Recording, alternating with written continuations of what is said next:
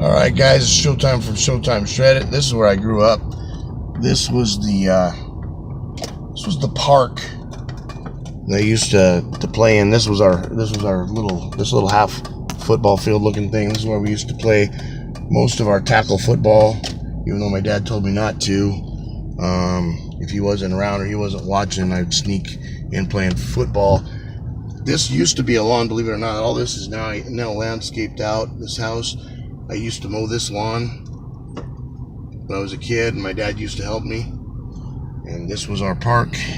It's changed, and it hasn't. That wall was up when I was a kid. It started with a fence, and kids like me started climbing underneath or over the top to go get the balls that got kicked or thrown over the fence.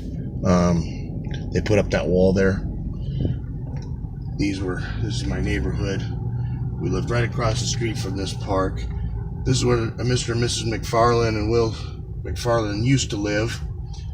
This house was blue most of the time when we lived in it. It's obviously been painted green since, which my son's favorite color is green, so he'd love that right now. Over here, this was the Wrights lived here. I used to do a lot of yard work here, and I'd take care of their dogs and stuff when they were away. Same thing with the Verbargs. That house that was next to the greenhouse where Mr. and Mrs. Verbarg, Jason Verbargdale lived there. I'd take care of their dogs and stuff, of course, too, when they were out of town. Same thing here with the Haverkamps. Either my little brother Jake or I would take care of of stuff over here. Jake more than myself, because Steven Haverkamp, that was Jake's best friend. So this is the Haverkamp's home. Used to be. I don't think they live here anymore. Steven definitely does, and he's married, has kids, the whole nine. I don't know where his parents are living right now. And then over here, we mowed a couple lawns throughout the neighborhood. We had our little course where we'd mow like 3-4 different lawns a day. The T-Bays didn't live in this area, but we used to mow T-Bay's, Mr. and Mrs. T-Bay's lawn. So it was T-Bay's grandparents that we mowed. And then this is the lawn that was the biggest one, and it took us the longest. This was Mrs. Worrell. She was 70-something years old, always out doing yard work and everything else. The only yard work she didn't do was mow the lawn. And this place is really immaculate.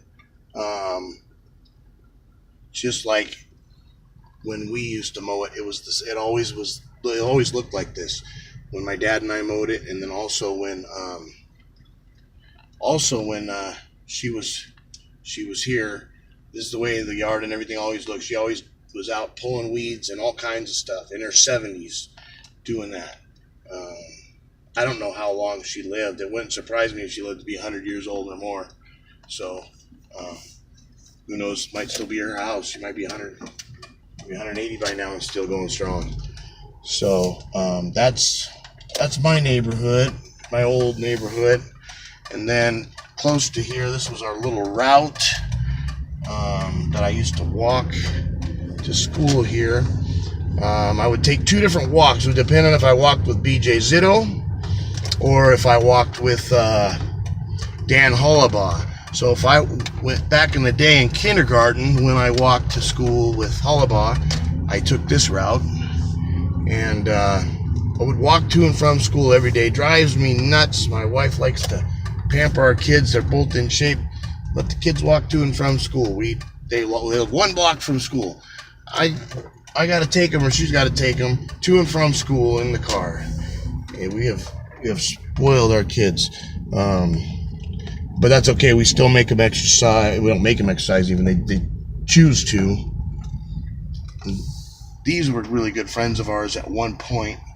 I don't know who or where they live right now, but they were on our track team. They used to take us to events when my parents couldn't, which was hardly ever. My parents went out of their way to take us to all the sporting events they could. They were in our corner and pretty much everything. This was Hollabaugh's house, Dan Hollabaugh, and his dog bit me one time. Pounder. because we used to pet the dogs through the fence, and he didn't recognize me, and he bit me through the fingernail and everything else. I think I ended up having to get stitches, but it's because the dog can't see, and I just stuck my hand in it thinking he knew who I was, and Dan wasn't with me. I remember that. And I went to prison with both these guys, both Dan Hollabaugh and BJ Zitto, not as an inmate, but so don't get that mixed up.